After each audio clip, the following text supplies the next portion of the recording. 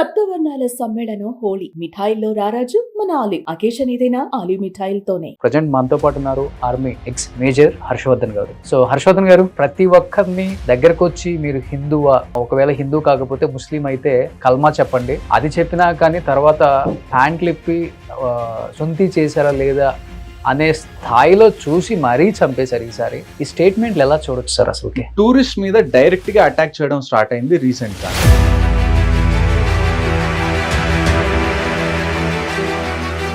అందులోనూ మీరు హిందువా, మీరు ప్యాంట్లు ఇప్పి మీరు చూపించండి, అప్పుడే దాన్ని బట్టి మిమ్మల్ని చంపుతాం అన్నది it's a very fresh thing. అంతకు ముందు కూడా టూరిస్ట్ చనిపోయారు. టూరిస్ట్ ఎలా చనిపోయారు అంటే, నిన్నటి నుంచి ఫుల్ ధరలు కూడా పెరిగిపోయాయి. చికెన్ చూస్తే దాదాపు 800, పాలు చూస్తే 300, రైస్ చూస్తే 500. ఏది చూసుకున్నా గానీ నిత్యావసర ధరలు అనేవి ట్రిపుల్ అయిపోయినాయి. ఈ ఇన్ఫ్లేషన్ అనేది ఆల్మోస్ట్ ఇండియాతో ఎప్పుడైతే ఇప్పుడు వరకు ఐడెంటిఫై అయింది ఏంటి అంటే, ఆల్మోస్ట్ 14 మంది హెల్ప్ చేశారు లోకల్స్. దాని తర్వాత మళ్ళా ఇండియన్ ఆర్మీ, జేఎండ్కే పోలీస్ ఒక 1500 మంది ఓజీడబ్ల్యూని డిటైన్ చేశారు.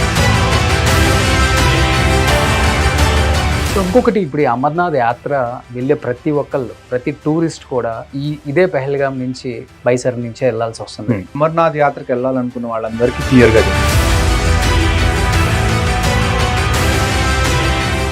Hi, hello, welcome to Suman TV. నేను మీ రోషన్. సో పహల్గాం ఇష్యూ తర్వాత నిజంగా చెప్పాలంటే యావత్ భారతదేశం అంతా తీవ్ర దిగ్భ్రాంతికి లోనైందని చెప్పుకోవచ్చు. బట్ ఇంత ప్రాణ నష్టం జరిగినప్పుడు కూడా ఇప్పటికీ భారతదేశాన్ని నిందించే ప్రయత్నమో లేకపోతే భారతదేశం మీద అటాక్ చేసే ప్రయత్నమే మేము చేస్తామని చెప్పి పాకిస్తాను అక్కడ ఇక్కడ ఇంకా వాగుతుందని చెప్పుకోవచ్చు.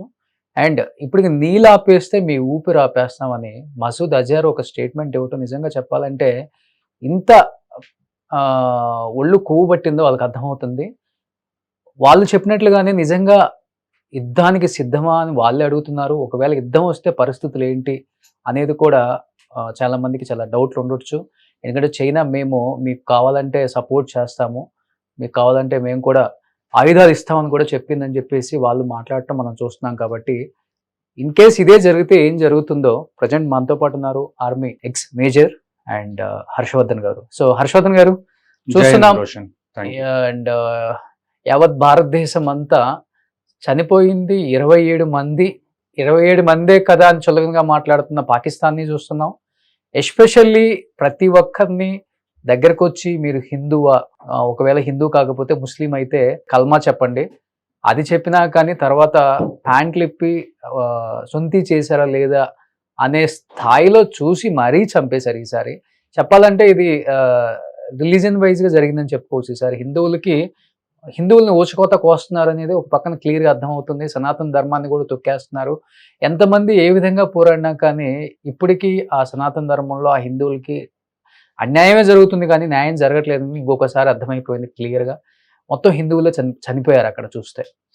అండ్ ఇంకొకటి, ఇంత జరిగినా కానీ వాళ్ళు మనల్ని ఇంకా భయపెట్టే ప్రయత్నమే చేస్తున్నారు.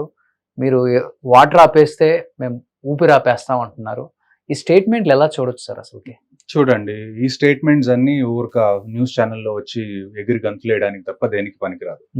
ఇప్పుడు వరకు మీరు ఈ స్టేట్మెంట్లు ఇచ్చిన వాళ్ళందరినీ చూస్తే ఎవరెవరు ఉన్నారు అక్కడ ఉన్న, లేకపోతే పీసీబీ బోర్డు చైర్మన్, పీసీబీ అంటే మన Pakistan cricket board, Pakistan cricket board chairman చెప్పడము, లేకపోతే రైల్వే మినిస్టర్ చెప్పడం, వీళ్ళకి అసలు సంబంధం లేని విషయం ఇది. అంటే ఒక డిఫెన్స్ మినిస్టర్ వచ్చి చెప్పడము, లేకపోతే చీఫ్ ఆఫ్ ఆర్మీ స్టాఫ్ వచ్చి చెప్పడము, ఇవన్నీ వేరే విషయం. ఓకే, వాళ్ళ దగ్గర రిసోర్సెస్ ఉన్నాయి, వాళ్ళ గ్రౌండ్ రియాలిటీ ఏంటో తెలుసు, వాళ్ళ దగ్గర మ్యాప్స్ అవి ఇవి ఉంటాయి. వాళ్ళు చెప్తే ఒక అర్థం. ఎవరికి నచ్చినట్టు వాళ్ళు లేచి వచ్చి ఊరికి వార్నింగ్స్ ఇచ్చేస్తే ఆ వార్నింగ్స్ కి పెద్దగా వాల్యూ ఉండదు. అది నేను అనుకోవడం నా పర్సనల్ గా. అయితే ఇది ఎవరైతే వీళ్ళు నీళ్ళు ఆపేస్తే మేము ఊపిరి ఆపేస్తాం, మీ రక్తాలు పారిస్తాం, ఇవన్నీ చెప్పుకోవడానికి బాగుంటాయి కానీ గ్రౌండ్ రియాలిటీ ఇండియన్ ఆర్మీ ఖాళీగా కూర్చోలేదు, Indian navy, Indian air force ఖాళీగా కూర్చోలేదు. ఓకే, అండ్ ఇంకొకటి చూస్తూనే ఉన్నాము, పాకిస్తాన్ లో ఆల్రెడీ తిరుగుబాటు స్టార్ట్ అయిపోయింది వాటర్ కోసం. అక్కడ ప్రభుత్వం మీద ఫుల్ ఆపోజిట్ అయిపోయారు కూడా. ఇంకోటి చూస్తే నిన్నటి నుంచి ఫుల్ ధరలు కూడా పెరిగిపోయాయి. చికెన్ చూస్తే దాదాపు 800, పాలు చూస్తే 300, రైస్ చూస్తే 500. అండ్ ఏది చూసుకున్నా కానీ నిత్యావసర ధరలు అనేవి ట్రిపుల్ అయిపోయినాయి. ఇది సో ఆ దాడి కూడా జరుగుతుంది. ఈ ఇన్ఫ్లేషన్ అనేది ఆల్మోస్ట్ ఇండియాతో ఎప్పుడైతే వాళ్ళు టైజ్ అన్ని కట్ చేసుకున్నాం మనం వాళ్ళతో, ఇంతకు ముందు నుంచి కూడా మనం సపోర్ట్ చేయడం తగ్గించేసాం ఇంతకు ముందుతో పోల్చుకుంటే.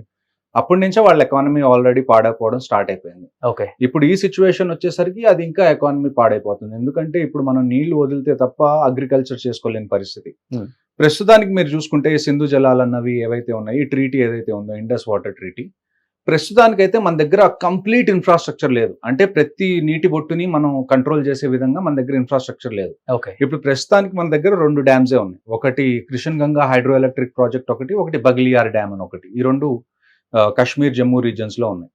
సో ఇప్పుడు మన వాళ్ళు ఏం చేస్తున్నారు అంటే స్ట్రాటజిక్ గా, ఫర్ ఎగ్జాంపుల్ ఒక 2 రోజులు నీళ్లు ఆపేశారు అనుకోండి, మన దగ్గర ఆ డ్యామ్స్ లో ఎంతైతే స్టోరేజ్ కెపాసిటీ ఉందో అది 2 రోజులు నీళ్లు ఆపేస్తే ఆ స్టోరేజ్ నిండిపోతుంది అని అనుకున్నాం అనుకోండి. ఒక 2 రోజులు ఆపేస్తున్నారు, దానివల్ల వాటర్ లెవెల్స్ అన్ని తగ్గిపోతున్నాయి పాకిస్తాన్ లో. ఆ 2 రోజుల తర్వాత ఒకేసారి సడన్ గా అన్ని వాటర్ వదిలిపెట్టేసేసరికి ఆ ఫ్లడింగ్ సిచ్యువేషన్ అయ్యే ఛాన్సెస్ ఉంది. ఓకే. సో ఇప్పుడు ప్రస్తుతానికి మనం ఏం చేస్తున్నారు అదే కదా, జిల్లాని వన్ డే ఫుల్ గా వదిలేస్తున్నారు, ఒక రోజు ఆపేస్తున్నారు. ఎందుకని ఆ పరిస్థితి? ఎందుకంటే మన దగ్గర అదే కదా, ఇన్ఫ్రాస్ట్రక్చర్ కంప్లీట్ గా ఉంటే మనం ఎక్కువ రోజులు ఆపడానికి ఛాన్సెస్ ఉన్నాయి. కానీ మన డ్యామ్స్ లో అన్ని ఎక్కువ రోజులు ఉన్ని 2 డ్యామ్స్. ఆ 2 డ్యామ్స్ లో మీరు ఎన్ని రోజులను స్టోర్ చేస్తారు?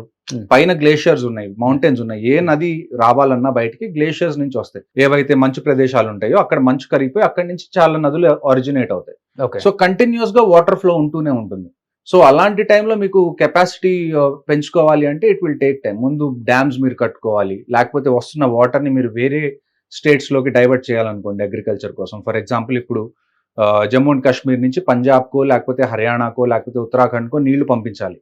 దానికి మనకు ఒక కెనాల్ సిస్టమ్ కావాలి, ఇరిగేషన్ సిస్టమ్ కావాలి. ఇదంతా కట్టుకోవడానికి మనకు టైం పడుతుంది. ఆ టైం పట్టి కట్టుకునే లోపల మనం ఇప్పుడున్న ఇన్ఫ్రాస్ట్రక్చర్ తో ఏం చేయగలం అంటే 1-2 రోజులు ఆపేయడం, వెంటనే మళ్ళీ ఒకేసారి ఎక్కువ నీళ్లు పంపించి ఫ్లడ్డింగ్ లాంటి సిచ్యువేషన్ క్రియేట్ చేయడం, ఇలాంటివి మనం చేయగలం. ఎక్కువ రోజులు మనం స్టోర్ చేసుకోవాలంటే మనకి ఇంకా ఎక్కువ ఇన్ఫ్రాస్ట్రక్చర్ కావాలి. That will take some time. Okay. So ఇంకోటి, ఇప్పుడు మనం చాలా సైలెంట్ గా ఉన్నాం, ఇంత ప్రాణ నష్టం జరిగినా కానీ మన గవర్నమెంట్ కావచ్చు, మోడీ గారు కావచ్చు, వాళ్ళు రెచ్చగొట్టేస్తున్నారు, యుద్ధానికి సిద్ధమా, ఇంక యుద్ధమే అంటున్నారు. బట్ చైనా కూడా మేము ఆయుధాలు ఇవ్వడానికి సిద్ధం అని చెప్పేసి చైనా సపోర్ట్ పాకిస్తాన్ చూసుకొని అంత నోరు పారేసుకుంటున్నారంటారా? లేకపోతే ఇన్ కేస్ యుద్ధమే వస్తే జరిగే నష్టం ఏంటి అసలు ఇండియాకి కానీ, లేకపోతే పాకిస్తాన్కి జరగబోయే నష్టం అంటే ఏమని చెప్తారు మీరు? ఇప్పుడు మనం చూసుకుంటే ఇంత జరిగింది, కానీ మనం ఎక్కడన్నా సోషల్ మీడియాకి ఎక్కి పిచ్చి పిచ్చిగా మాట్లాడడం కానివ్వండి, లేకపోతే మొత్తం ఒక ఇండియా సెంటిమెంట్ మీరు చూసుకుంటే ఇప్పుడు ఎలాగుందంటే తుఫాన్ ముందు వచ్చే నిశ్శబ్దం అంటారు కదా. అవును.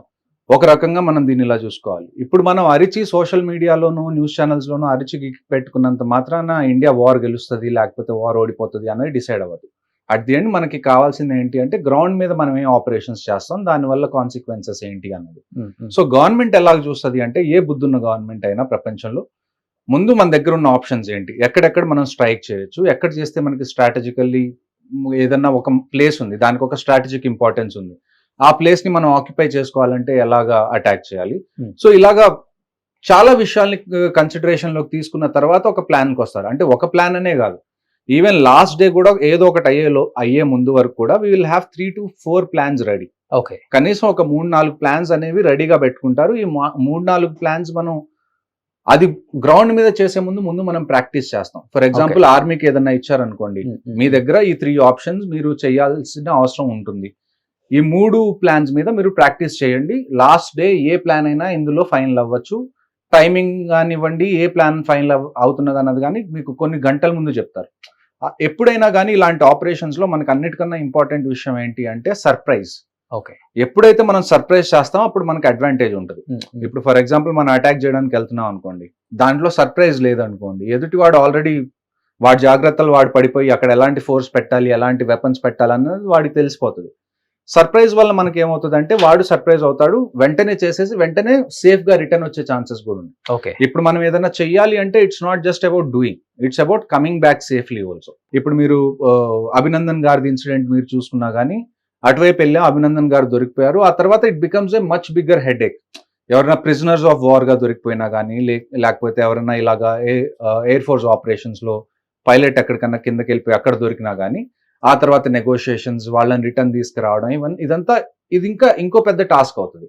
సో ఎప్పుడైనా మనం ఆపరేషన్స్ చేసేటప్పుడు ఎలా చూస్తామంటే we just don't look at how we enter, we also look how we come back also. Okay. So ఇన్ని విషయాలన్నిటిని కన్సిడరేషన్ లోకి తీసుకొని ఒక కొన్ని ప్లాన్స్ అయితే ఫైనలైజ్ చేస్తారు. Hmm. ఆ అన్ని ప్లాన్స్ లో ఏది ఫైనల్ డే వర్కౌట్ అవుతుందో చూసి ఆ ఫైనల్ డే ఆ ప్లాన్ కి గో అహెడ్ ఇస్తారు. ఓకే. సో ఇలాంటి టైంలో మనం చూసుకోవాల్సింది ఏంటంటే, మనం ఎంత అరిచినా కానీ ఒక రకంగా చూసుకుంటే నాకేమనిపిస్తుంది అంటే, ఇప్పుడు ఏదైతే ఈ అరుపులు కేకలు ఉన్నాయో ఇవన్నీ కొద్దిగా చల్లబడ్డ తర్వాత ఎవరిది పెద్దగా అటెన్షన్ లేని టైంలో, అంటే కొన్ని రోజుల తర్వాత మనం రిలాక్స్ అవుతాం. అంటే ఏ పనైనా మీరు స్టార్టింగ్ లో చేస్తున్నప్పుడు మీరు బాగా అది ఉంటుంది, ఎక్సైటెడ్ గా ఉంటారు ఆ పని గురించి. ఒక 10 రోజులు 15 రోజులు అయిపోయిన తర్వాత ఏమవుతుంది అంటే కొద్దిగా మీ ఎక్సైట్మెంట్ లెవెల్స్ తగ్గుతాయి. అప్పుడు మీరు పెద్దగా పట్టించుకోరు, ఇంతకు ముందు ఉన్నంత అలర్ట్ గా మీరు ఉండరు. సో అలాంటి టైం కోసం మనం వెయిట్ చేయాలి. సో ఇంకోటి వస్తే ఆయుధాల పరంగా ఢీకొట్టే శక్తి ఇండియాకు ఉందంటారా? ఖచ్చితంగా. చైనా రేపు సపోర్ట్ చేసి ఆయుధాలు మేము మీకు హెల్ప్ చేస్తాము, మా సపోర్ట్ ఉంటుంది అనే ఒక మాట అయితే వినిపిస్తుంది బయట. కాబట్టి చూడండి, చైనా అనేది ఒకవేళ దీంట్లో ఇండైరెక్ట్ గా ఇన్వాల్వ్ అవ్వచ్చు. ఇండైరెక్ట్ గా అంటే నేను మీకు సపోర్ట్ చేస్తాను, ఏమన్నా కావాలంటే ఇస్తాను, అలాగా ఇలాగా అని. కానీ ఎప్పుడైతే డైరెక్ట్ గా ఇన్వాల్వ్ అవుతుందో చైనా, ఇప్పుడు చైనా అనేది రష్యాకి మనం ఎంత క్లోజో చైనా కూడా కొద్దో గొప్ప అంతే క్లోజ్ రష్యాకి. సో ఇలాంటి టైంలో ఏమవుతుంది అంటే ఇంటర్నేషనల్ ప్లేయర్స్ అందరూ దీనిలోకి వస్తారు. ఫర్ ఎగ్జాంపుల్ ఒకవేళ చైనా సపోర్ట్ చేస్తుంది అనుకోండి పాకిస్తాన్కి, రష్యా చెప్పొచ్చు చైనాకి మీరు సపోర్ట్ చేయొద్దు, దీన్ని let them both decide, India Pakistan చూసుకొనివ్వండి, మీరు ఇంటర్ఫియర్ అవ్వద్దు అని చెప్పి రష్యా చెప్పొచ్చు. యుఎస్ ఏదైతే ఉందో, యుఎస్ ఇంతకు ముందు ఆఫ్ఘనిస్తాన్ లో ఉన్నన్ని రోజులు పాకిస్తాన్ యొక్క అవసరం యుఎస్కి ఉండేది. ఇన్ఫాక్ట్ రీసెంట్ గా కూడా పాకిస్తాన్ డిఫెన్స్ మినిస్టర్ ఒక ఛానల్లో మాట్లాడుతూ ఆయన ఏం చెప్పారంటే, అమెరికా కోసం మనం ఆల్మోస్ట్ ఒక 30 సంవత్సరాల నుంచి డర్టీ వర్క్ చేస్తున్నాం ఆఫ్ఘనిస్తాన్ లో అని చెప్పి ఆయన ఒప్పుకున్నారు ఆన్ రికార్డ్. సో ఇప్పుడు ఏంటంటే ఆఫ్ఘనిస్తాన్ లో యుఎస్ కూడా లేదు, యుఎస్ వెళ్ళిపోయింది ఆఫ్ఘనిస్తాన్ లో మొత్తం క్లోజ్ చేసుకొని. సో ఇప్పుడు పాకిస్తాన్ యొక్క అవసరం కూడా కంపారిటివ్ గా యుఎస్ కి చాలా తక్కువ ఒకవైపు ఇంతకు ముందు మీద చూసుకుంటే. దానికి తోడు ఇప్పుడు యుఎస్ లో కొత్త గవర్నమెంట్ ఏదైతే ఎలక్ట్ అయిందో, డొనాల్డ్ ట్రంప్ కానివ్వండి, జేడీ వాన్స్ కానివ్వండి, లేకపోతే కాష్ పటేల్ అని చెప్పి FBI డైరెక్టర్ కానివ్వండి, ఎవరైతే ఇంపార్టెంట్ పొజిషన్స్ లో ఉన్నారో ఇప్పుడు యుఎస్ గవర్నమెంట్ లో ఎక్కువ మంది ఇండియాకి సింపతి ఉంది వాళ్ళకి. మీరు వాళ్ళ కమలా హ్యారిస్ ని చూడండి, లేకపోతే తులసి గబార్డ్, వీళ్ళందరినీ చూడండి, ఎక్కువ మంది అక్కడ టాప్ పొజిషన్స్ లో ఉన్న వాళ్ళు ఎక్కడో చోట ఇండో అమెరికన్స్, NRIs ఇలాంటి వాళ్ళందరూ ఉన్నారు, ఇండియన్ ఆరిజిన్ ఉన్న వాళ్ళు. సో ఎప్పుడైతే ఈ అటాక్ అయిందో, ఈ అటాక్ అయినప్పుడు అమెరికన్ మినిస్టర్స్ కానివ్వండి, ఎవరైతే టాప్ అఫీషియల్స్ ఉన్నారో వాళ్ళందరూ ఇండియాకి సపోర్ట్ చేస్తామని చెప్పి క్లియర్ కట్ గా చెప్పారు ఆల్రెడీ పబ్లిక్ స్పేస్ లో. సో ఇప్పుడు నాకు తెలిసి యుఎస్ కూడా పాకిస్తాన్ కి సపోర్ట్ చేయడం అన్నది హైలీ ఇంపాసిబుల్ అన్నట్టే చూస్తున్నాను. ఎవరన్నా సపోర్ట్ చేసే వాళ్ళు ఉన్నారు అంటే నాకు గుర్తొచ్చేవి రెండు పేర్లు. ఒకటి మనకి మోస్ట్లీ చైనా అవ్వచ్చు, రెండోది తుర్కీ అవ్వచ్చు. ఈ రెండు తప్ప వేరే ఏ కంట్రీ కూడా పాకిస్తాన్ కి కూడా ఆల్రెడీ ప్రకటించినట్టుంది. అవును. అంటే ఇప్పుడు ఇంకొక విషయం ఇక్కడ చూసుకోవాల్సింది ఏంటి అంటే, ఫర్ ఎగ్జాంపుల్ ఇది మిలిటరీ ఆపరేషన్ అనుకోండి. ఫర్ ఎగ్జాంపుల్ ఇండియన్ ఆర్మీ మీద అటాక్ జరిగింది, అంటే పుల్వామాలో సిఆర్పిఎఫ్ మీద ఎలాగైతే అటాక్ జరిగిందో ఇండియన్ ఆర్మీ మీద అలాంటి అటాక్ జరిగింది అనుకుందాం. ఫర్ ఎగ్జాంపుల్ మొన్న పహల్గామ్ లో జరిగింది. అలాంటప్పుడు ఏంటి అంటే మిగతా కంట్రీస్ ఇన్వాల్వ్ అవ్వకపోవచ్చు, అంటే మిగతా కంట్రీస్ అన్ని ఇండియాకి సపోర్ట్ లోకి రాకపోవచ్చు. ఓకే. కానీ ఇప్పుడు జరిగింది ఏంటంటే, ఏమీ తెలియని ఒక టూరిస్ట్ మీద, సివిలియన్స్ మీద వీళ్ళు అటాక్ చేశారు. సో ఇలాంటి టైంలో వేరే కంట్రీస్ పాకిస్తాన్ కి సపోర్ట్ చేస్తే ఇండైరెక్ట్ గా వాళ్ళు టెర్రరిజం ని సపోర్ట్ చేసినట్టే అంతే. సో అలాంటి కంట్రీస్ కూడా ఇప్పుడు మన ఎనిమీ లిస్ట్ లో ఆ పేర్లను మనం చేర్చుకోవాల్సిందే. ఓకే. ఇలాంటి ఇప్పుడు సపోర్ట్ చేశారు కానీ ఆ తర్వాత మనకి ఏదైనా బైలేటరల్ టాక్స్ ఉంటే అక్కడ మంచిగా మాట్లాడడం. ఇప్పుడు ఏ కంట్రీస్ అయితే పాకిస్తాన్ కి సపోర్ట్ చేస్తాయో we have to tell them permanent గా వీళ్ళని మన ఎనిమీ లిస్ట్ లో పెట్టాలి. అప్పుడే వాళ్ళకు కూడా కాన్సిక్వెన్సెస్ అర్థమవుతాయి. ఇప్పుడు వాళ్ళకి సపోర్ట్ చేసి తర్వాత మళ్ళీ అక్కడ ఏమన్నా రైస్ కావాలో లేకపోతే వెజిటేబుల్స్ కావాలో ఏదన్నా కావాలప్పుడు మళ్ళీ ఇండియా దగ్గరికి వచ్చి మీరు ఎక్స్పోర్ట్ చేయండి మాకు అని అంటే అప్పుడు కుదరదు. మీరు ఇప్పుడు ఇండియాతో ఉన్నారా పాకిస్తాన్తో ఉన్నారా డిసైడ్ అవ్వాలి. వరల్డ్ కంట్రీస్ అన్ని ఒకవేళ మీరు పాకిస్తాన్తో ఉన్నారు అని మీరు కనిపిస్తే మీకు ఇండియా నుంచి ఇక ఫ్యూచర్లో ఏ హెల్ప్ అనేది కానివ్వండి, అది ఫుడ్ పరంగా లేకపోతే ఎక్స్పోర్ట్స్ పరంగా మిలిటరీ పరంగా మీకు ఏ సపోర్ట్ అయితే ఉండదు అని చెప్పి ఇండియన్ గవర్నమెంట్ క్లియర్ కట్ గా చెప్పేయాలి మిగతా కంట్రీస్ కూడా ఎవరైతే పాకిస్తాన్ సపోర్ట్ చేస్తుంది. సో ఓవరాల్ చూసుకుంటే నేను చూసిన దాన్ని బట్టి అయితే నాకున్న ఎక్స్పీరియన్స్ ని బట్టి వీఆర్ అట్ అన్ అడ్వాంటేజ్ ఖచ్చితంగా. ఇప్పుడు చైనా వాళ్ళకి సపోర్ట్ చేసినా కానీ Indian army navy air force అనేది చిన్న విషయం కాదు. 1971లో ఎప్పుడైతే మనం బంగ్లాదేశ్ ని విడిపిద్దామని చూసామో అప్పట్లో మన Indian navy almost Karachi port దగ్గరికి వెళ్ళి కరాచీ పోర్ట్ మొత్తాన్ని తగలబెట్టింది. అప్పట్లో కూడా పాకిస్తాన్కి యుఎస్ సపోర్ట్ ఉండేది కానీ మనం ఆగలేదు. Same happens now also. ఒకవేళ మనం ఒక డెసిషన్ తీసుకొని అది ఖచ్చితంగా మనం అచీవ్ చేయాలి అని అనుకుంటే ఏ కంట్రీస్ అడ్డం వచ్చినా కానీ మనం ఆగే ప్రసక్తి అయితే లేదు. ఓకే. ఇంకొకటి పాకిస్తాన్ ఫుల్ వ్యతిరేకం. అవును, వాళ్ళు చాలా సంవత్సరాలుగా వాళ్ళ ఫ్రీడమ్ స్ట్రగుల్ కోసం ఫైట్ చేస్తున్నారు. Hmm. ఇది మళ్ళీ ఇక్కడ మనం గుర్తుపెట్టుకోవాల్సింది ఏంటంటే Balochistan are not fighting for religious identity. అంటే మేము ఒక రిలీజియన్ నుంచి వచ్చాం అందుకని మాకు ఫ్రీడమ్ కావాలి అని బలూచిస్తాన్ వాళ్ళు అనట్లేదు. బలూచిస్తాన్కి ఒక కల్చర్ ఉంది. ఓకే. అంతెందుకు, మీకు హింగ్లజ్ మాతా మందిర్ అని ఒకటి ఉంటుంది. అంటే శక్తిపీఠాల్లో ఒక శక్తిపీఠం అంత ప్రసిద్ధి ఆ హింగ్లజ్ మాతా టెంపుల్. ఓకే. ఆ హింగ్లజ్ మాతా టెంపుల్ బలూచిస్తాన్ లో ఉంటది. ప్రతి దసరాకి అంటే నవరాత్రులు ఏవైతే జరుగుతాయో అక్కడ పూజలు జరుగుతాయి. ఆ ల్యాండ్ కి ఒక కల్చర్ ఉంది. ఒకవేళ పాకిస్తాన్ అనే కంట్రీ మంచిదై ఉంటే వాళ్ళు పాకిస్తాన్ తో ఉండేవాళ్ళేమో. కానీ పాకిస్తాన్ అనే కంట్రీ ఎలాంటిదో మనకి ఇప్పుడు ఆల్రెడీ తెలిసిపోయింది మనకి. ఇప్పుడు మనకి తెలిసింది ఏందో, బలోచిస్తాన్ వాళ్ళకి ఆల్మోస్ట్ 30-40 ఏళ్ళ నుంచి వాళ్ళకి అదే feeling. They want to be away from Pakistan. ఇంకొక గొప్ప విషయం ఏంటంటే బలోచిస్తాన్ ఏదైతే వాళ్ళలో వాళ్ళు ఆర్మీ క్రియేట్ చేసుకున్నారో, వాళ్ళు చాలా స్ట్రాంగ్ ఆర్మీ క్రియేట్ చేసుకున్నారు. మీరు ఇంటర్నెట్ లో చూస్తే బలూచిస్తాన్ లిబరేషన్ ఆర్మీ అని కానీ వాళ్ళ ఫైటింగ్ టెక్నిక్స్ కానివ్వండి, వాళ్ళు ఫైట్ చేసేటప్పుడు వాళ్ళు రికార్డ్ చేస్తారు ప్రతిదీ. ఆ రికార్డ్ చేసే టెక్నిక్స్ కానివ్వండి, they are on another level. So Balochistan ని మనం యాక్టివేట్ చేస్తే ఇంటర్నల్ గా కూడా మనం చాలా ప్రెషర్ క్రియేట్ చేయొచ్చు. ఓకే. ఇంకొక రకంగా చూసుకుంటే పాకిస్తాన్ కి అటువైపు ఏదైతే బోర్డర్ ఆఫ్ఘనిస్తాన్ తో ఉందో, నేను ఇందాక మీకు చెప్పాను కదా, యుఎస్ కి పాకిస్తాన్ చాలా హెల్ప్ చేసింది ఆఫ్ఘనిస్తాన్ లో వాళ్ళు ఉన్నన్ని రోజులు. So somewhere Afghanistan is also against Pakistan. So అటువైపు నుంచి కూడా ప్రెషర్ వస్తుంది.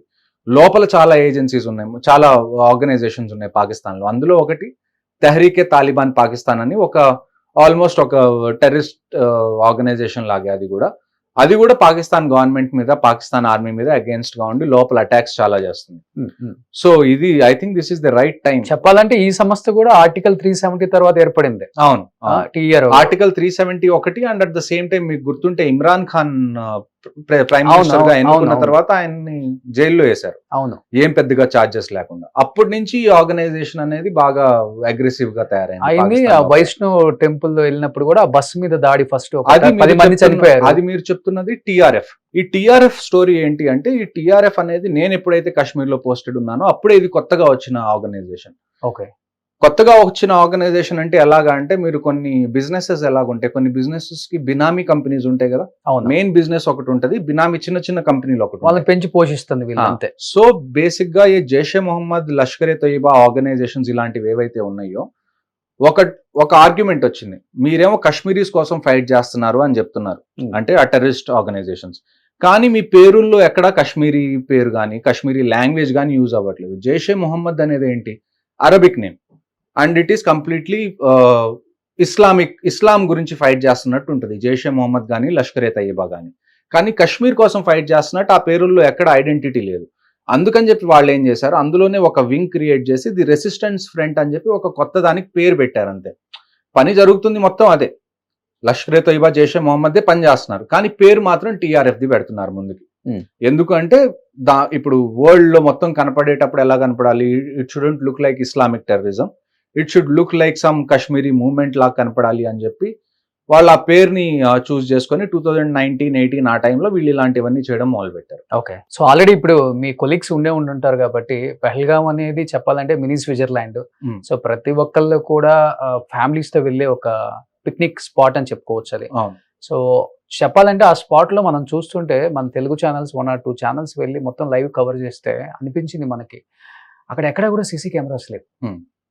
అండ్ నో, చూడండి మీరు సెక్యూరిటీ. ఒక నార్మల్ దాన్ని ఏమంటారు, ఒక సిటీలో మీరు సిచ్యువేషన్స్ కి, ఒక కాశ్మీర్ లో సిచ్యువేషన్స్ కి నింగికి నేలకి ఉన్నంత డిఫరెన్స్ ఉంటుంది. ఓకే. సో ఇది ఏంటంటే, ఈ ఎంటీ ల్యాండ్ ఏదంటే, ఇప్పుడు మామూలుగా కాశ్మీర్ లో కొన్ని కమ్యూనిటీస్ ఉంటాయి, గుజ్జర్ బకర్వాల్ కమ్యూనిటీస్ అంటారు, నొమాడిక్ ట్రైబ్స్ అన్నమాట. అంటే వాళ్ళ దగ్గర చాలా గొర్రెలు, మేకలు ఇవన్నీ ఉంటాయి. వాళ్ళు ఒక చోట ఉండరు. ఇవాళ ఇక్కడ టెంట్స్ వేసుకున్నారు, ఆ గొర్రెలకి మేకలకి అక్కడ గడ్డి దొరుకుతుందా, అక్కడ కొన్ని రోజులు ఉంటారు. ఆ తర్వాత వాళ్ళు వేరే చోటకి షిఫ్ట్ అవుతారు, అక్కడ మళ్ళీ క్యాంపింగ్ అవుతారు. అలాగ వాళ్ళు తిరుగుతూనే ఉంటారు మొత్తం సంవత్సరం మొత్తం. సో అలాంటి వాళ్ళ కోసం కొన్ని గ్రౌండ్స్ ఉంటాయి. ఈ బైసారన్ ఇలాంటివి ఏవైతే మెడోస్ ఏవైతే ఉంటాయో, ఇవి బేసికల్ గా గుజ్జర్ బకర్వాల్ కమ్యూనిటీస్ కోసం హెల్ప్ అయ్యేలాగా. ఇలాంటి గ్రౌండ్ ఏదన్నా ఉంది, ఎక్కడైతే గడ్డి ఇదంతా బాగా మొలుస్తుంది, అలాంటి చోట వాళ్ళు ఏం చేస్తారంటే క్యాంప్స్ వేసుకుంటారు. అక్కడ ఉన్న ఆ మేకలు, ఆ గొర్రెలు, వాటన్నిటిని వాళ్ళు గ్రేస్ చేసుకోవడానికి ఆ ఏరియాస్ మొత్తం యూజ్ అవుతాయి మామూలుగా అయితే.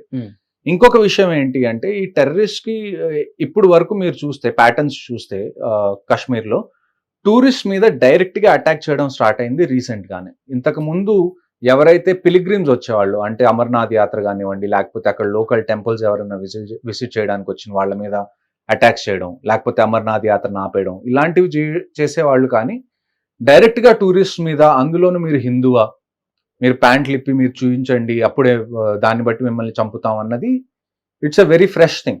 ఫస్ట్ టైం కదా ఇది? ఫస్ట్ టైం ఈ లెవెల్లో జరగడం ఫస్ట్ టైం. ఇంతకు ముందు కూడా టూరిస్ట్ చనిపోయారు. టూరిస్ట్ ఎలా చనిపోయారు అంటే, ఎక్కడన్నా ఏదన్నా ఏరియాలో ఆపరేషన్ జరుగుతుంది అనుకోండి, ఎవరైనా స్టోన్ పెల్టింగ్ చేస్తున్నప్పుడు దాని మధ్యలో చిక్కుకొని చనిపోవడం, లేకపోతే ఎక్కడన్నా ఫైరింగ్ జరుగుతుంటే దాని మధ్యలో చిక్కుకొని చనిపోవడం జరిగింది. కానీ డైరెక్ట్ గా టూరిస్ట్ మీద ఇలాగ అటాక్ చేయడం అన్నది చాలా చాలా రేర్ కేస్. అందుకని ఇప్పుడు ఈ సిచ్యువేషన్ ఏంటి అంటే, ఇలాగ అసలు జరుగుతుంది అని చెప్పి మనం ప్రిడిక్ట్ చేయాలి.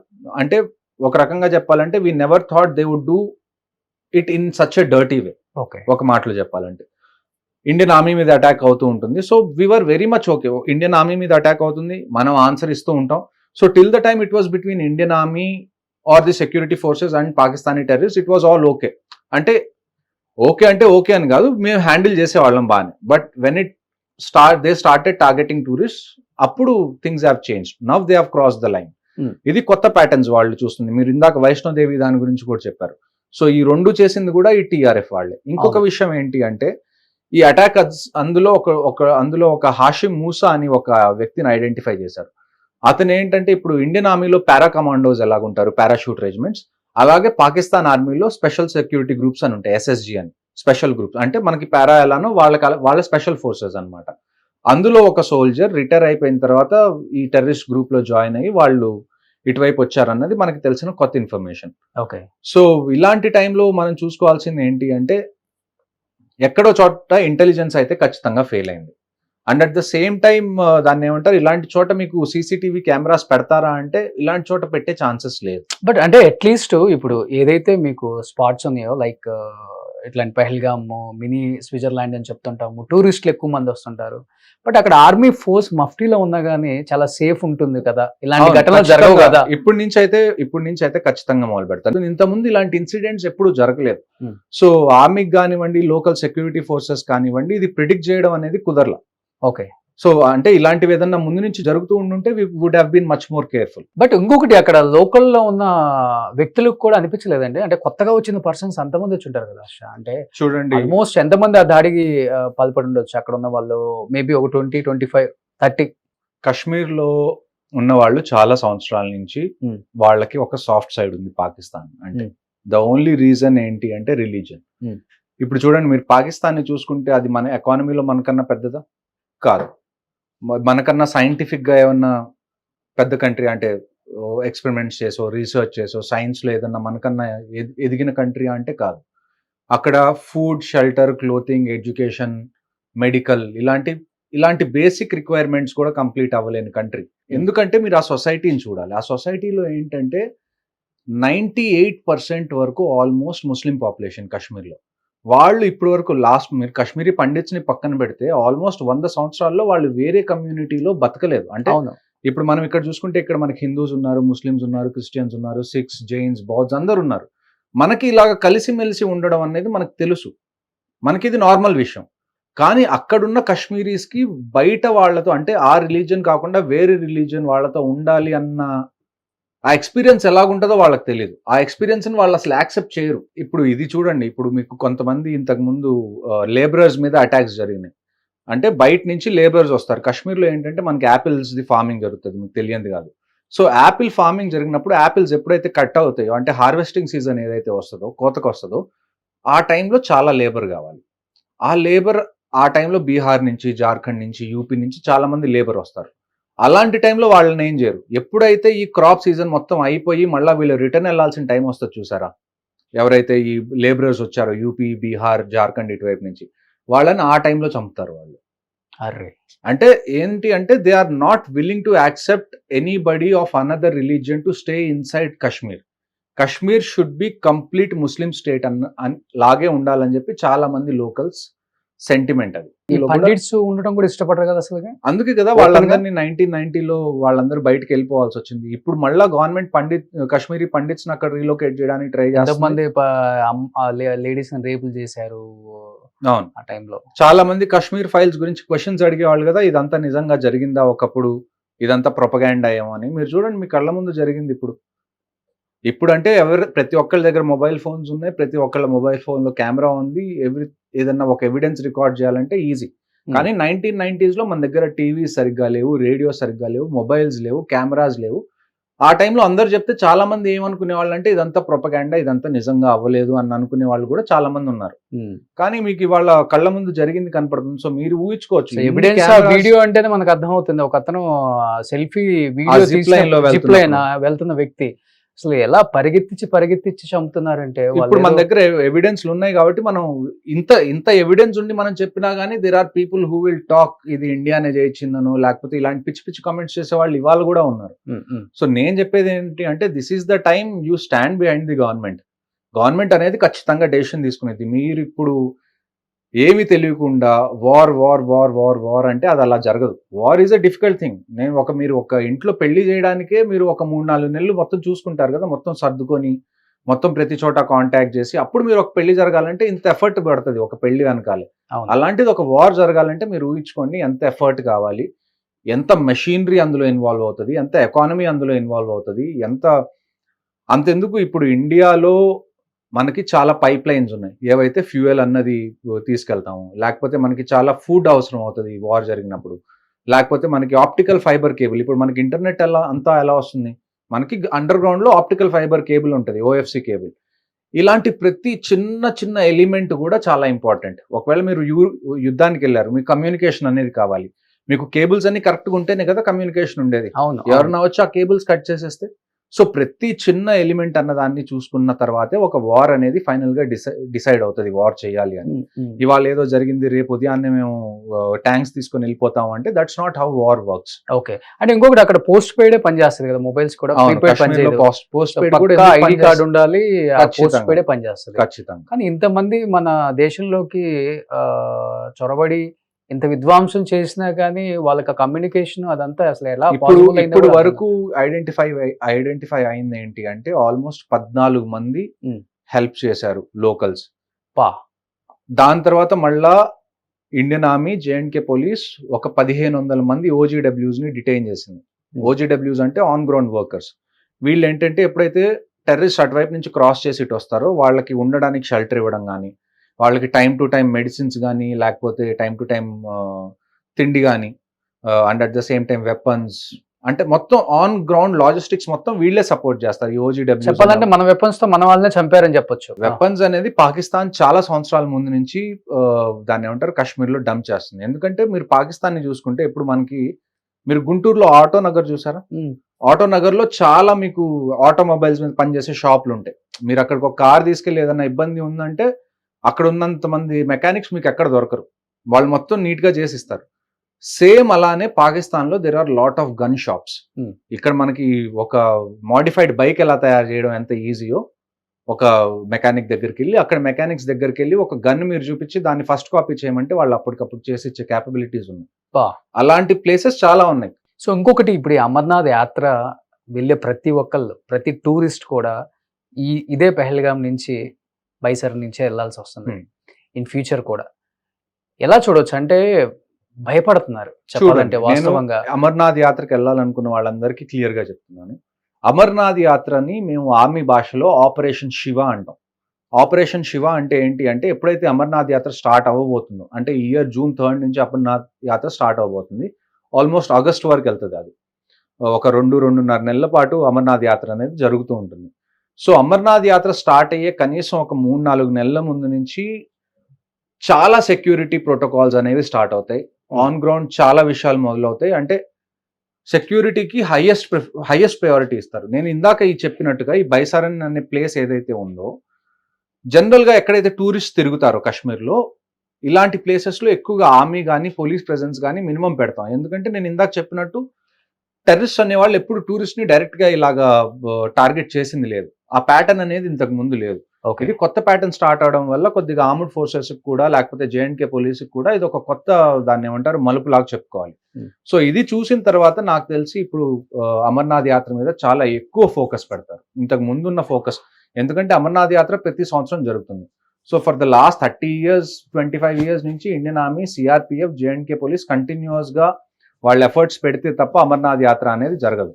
సో అమర్నాథ్ యాత్ర జరుగుతుంది, ప్రతి సంవత్సరం జరుగుతున్నట్టుగానే ఈ సంవత్సరం కూడా జరుగుతుంది. కాకపోతే ఈ సంవత్సరం ఇంకా ప్రికాషన్స్ ఎక్కువ తీసుకుంటారు, సెక్యూరిటీని ఇంకా టైట్ చేస్తారని మాత్రం నేనైతే ఖచ్చితంగా చెప్పగలను. సో ఈ ఘటన జరిగిన తర్వాత ఆ స్పాట్ కి టూరిస్టులు పెరిగారని చెప్తున్నారు, ఈజ్ ఇట్ రైట్?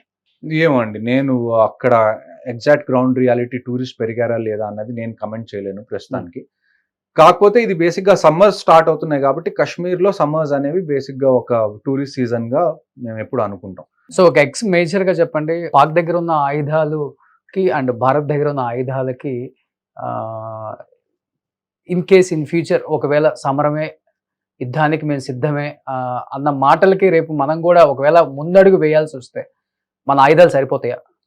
చూడండి, ఆయుధాలు అయితే ఫస్ట్ విషయం మనం గుర్తుపెట్టుకోవాల్సింది ఏంటంటే, రెండు కంట్రీస్ న్యూక్లియర్ స్టేట్స్, అంటే రెండింటి దగ్గర న్యూక్లియర్ కేపబిలిటీస్ ఉన్నాయి. లాస్ట్ టైం మనం న్యూక్లియర్ బాంబ్ కానీ యాటమ్ బాంబ్ కానీ వాడింది ఎప్పుడు? జపాన్లో వాడాం, హిరోషిమా నాగసాకిలో. మనకు తెలుసు దాని ఎఫెక్ట్స్ ఏంటి అని. సో ఒకవేళ యుద్ధం జరిగినా కానీ ఇలాంటి విషయాలన్నీ మైండ్లో పెట్టుకొని యుద్ధం చేయాల్సి వస్తుంది. ఎందుకంటే ఒక్కసారి ఒక యాటమ్ బాంబ్ కానివ్వండి, లేకపోతే న్యూక్లియర్ బాంబ్ కానీ ఇండియా ఒకవేళ వదిలిపెట్టినా, పాకిస్తాన్ ఒకవేళ వదిలిపెట్టినా కానీ దాని డిస్ట్రక్షన్ అనేది చాలా మ్యాసివ్ గా ఉంటుంది. ఆ డిస్ట్రక్షన్ అనేది ఒక్క ఆర్మీకే పరిమితం అవ్వదు, ఆర్మీకో, నేవీకో, ఎయిర్ ఫోర్స్కో. అది సామాన్య ప్రజలు ఎవరైతే ఉన్నారో వాళ్ళ మీద కూడా ఎఫెక్ట్ అవుతుంది. సో ఇన్ని విషయాలన్నీ మైండ్లోకి తీసుకొని ఒక యుద్ధం అనేది స్టార్ట్ చేయాలి. ఎప్పుడైనా వార్ చేసేటప్పుడు మనకు ఒక ఆబ్జెక్టివ్ అనేది ఉంటుంది. ఆబ్జెక్టివ్ అంటే ఎలాగా అంటే, ఈ వార్ మనం చేస్తున్నామంటే ఇంత ఏరియా మనం ఖచ్చితంగా క్యాప్చర్ చేసుకోవాలి అన్న ఉద్దేశంతో వార్ జరుగుతుంది. ఆ క్యాప్చర్ చేసుకోవాలి ఇంత ఏరియా అన్నదానికి మనకి 1 year పట్టచ్చు, 2 years పట్టచ్చు, 3 years పట్టచ్చు. సో వార్ ఎంత దూరం వెళ్తుంది అన్నది మనకి కావాల్సిన ఆబ్జెక్టివ్ మీద డిపెండ్ అవుతుంది. అంటే ఇప్పుడు గవర్నమెంట్ మనం వార్ ఎందుకు చేస్తున్నాం అని ఒక మైండ్లో ఒక ఆబ్జెక్టివ్ ఉంటుంది కదా, దాన్ని బట్టి వార్ డ్యూరేషన్ కూడా పెరుగుతుంది. దాన్ని బట్టి ఎకానమీ అనేది ఎలాగా దానివల్ల ఇబ్బంది పడుతుంది, దాని మళ్ళీ రివైవ్ ఎలా చేయాలి, ఇన్ని విషయాలన్నీ మైండ్లో పెట్టుకొని వార్లోకి వెళ్తాం. వార్లోకి ఇప్పుడు పాకిస్తాన్ చూడండి, పాకిస్తాన్ దగ్గర ఉన్న అడ్వాంటేజ్ ఏంటి అంటే ఒకే ఒక advantage, they have nothing to lose. Already పేద దేశం, వాళ్ళ దగ్గర మిగిలింది ఏమీ లేదు. ఇప్పుడు వాళ్ళ మీద వార్ జరిగితే వాళ్ళకి పైన ఏదో కావాలని మాటలు తప్పితే వార్కి వచ్చే అంత సీన్ కూడా వాళ్ళకి లేదు. వార్కి వచ్చే సీన్ లేదు. కానీ అట్ ద సేమ్ టైం మనం ఇంకొకటి చూసుకోవాల్సింది ఏంటి అంటే, వాళ్ళ మీద వార్ జరిగినా వాళ్ళు నష్టపోవడానికి కూడా ఏమీ లేదు. ఆల్రెడీ పేద దేశం, వాళ్ళ దగ్గర ఉన్నది ఏమీ లేదు. ఒకవేళ ఏదైనా రిచ్ కంట్రీ ఉందనుకోండి, ఇండియా కొద్దిగా రిచ్ కంట్రీ అనుకున్నాం, ఇక్కడ వార్ జరిగితే కంపెనీస్ ఉన్నాయి, ఐటీ కంపెనీస్ ఉన్నాయి, ఇన్ని ఇండస్ట్రీస్ రన్ అవుతున్నాయి, లేకపోతే మనం కూడా ఎకానమికల్గా పెరుగుతున్నాం, వీటన్నిటి మీద దెబ్బతింటుందని మనకు ఎక్కడో చోట ఒక థాట్ ఉంటుంది. అదే పాకిస్తాన్లో అనుకోండి, అక్కడ అసలు ఏమీ లేదు. వాళ్ళకి వార్ జరిగినా జరగకపోయినా వాళ్ళు ఇప్పుడు జీవోత్సవాల్లాగే ఉన్నారు. నష్టపోయేది ఏం లేదు ఆ కంట్రీ. నష్టపోయేది ఏమీ లేదు అంటే ఖచ్చితంగా నష్టపోతారు. కానీ వాళ్ళకి వాళ్ళ పరిస్థితి ఆల్రెడీ నష్టపోయి ఉన్నారు. అప్పుల్లో ఉన్నోడికి ఇంకా అప్పులు వస్తే ఇంకేమని చెప్పండి, అలాగా. ఓకే. సో అమర్నాథ్ యాత్రకి వెళ్ళే వాళ్ళైతే ఇబ్బంది పడకుండా హ్యాపీగా యాత్రకి అయితే వెళ్ళొచ్చు. యాత్రకి వెళ్ళాలి. ఆర్మీ ఫోర్స్ కూడా ఎక్కువ పెట్టే అవకాశం ఉంది, పెడతారు కూడా ఖచ్చితంగా. అండ్ వాళ్ళు అక్కడ హిందువులు మీరు అని చెప్పి మిమ్మల్ని చూసి కాల్చినప్పుడు ప్రతి హిందూ ఎవరైతే ఈ దేశంలో ఉన్నారో వాళ్ళకి అదే భయం పుట్టుకుంటుంది సార్. ఇప్పుడు ఏదైతే ఇష్యూ జరిగిందో మొత్తాన్ని హిందూసా కాదా ఐడి ప్రూఫ్ అడిగి మరీ చంపారు. పాపం మధుసూదన్ గారి వైఫ్ చెప్తుంటే చాలా బాధ అనిపిస్తుంది. ఆమె పక్కనున్న నన్ను చంపేయండి, పోయి మోడీకి చెప్పుకో అన్నారు. ఇంకొక వ్యక్తి కాళ్ళు పట్టుకుంటే చనిపోయిన వ్యక్తిని కూడా మళ్ళీ షూట్ చేశాడు. ఆ ఘటన చూస్తుంటేనే కళ్ళ ముందు కనిపించినట్టు కనపడుతుంది నాకన్నా చెప్తుంటేనే మనకి. చూడండి, ఇప్పుడు ఇది జరిగింది. So this is the time you need to decide. మీరు భయపడిపోయి ఇళ్లలోనే ఉంటారా, లేకపోతే మీరు హిందువుల్ని చంపితే మీరు హిందూ ఐక్యత ఏంటి? ఒకవేళ అమర్నాథ్ యాత్ర స్టార్ట్ అయితే ఎంతమంది హిందువులు భయపడకుండా మళ్ళా వస్తామని చూపిస్తారా అన్నది కూడా మన చేతుల్లోనే ఉంది. నన్ను అడిగితే మీరు భయపడి ఇంట్లో కూర్చుంటే ఇది ఇలానే ఇంకొక 100 ఏళ్ళు స్టార్ట్ అవుతుంది. Okay, this is the time we show the other side.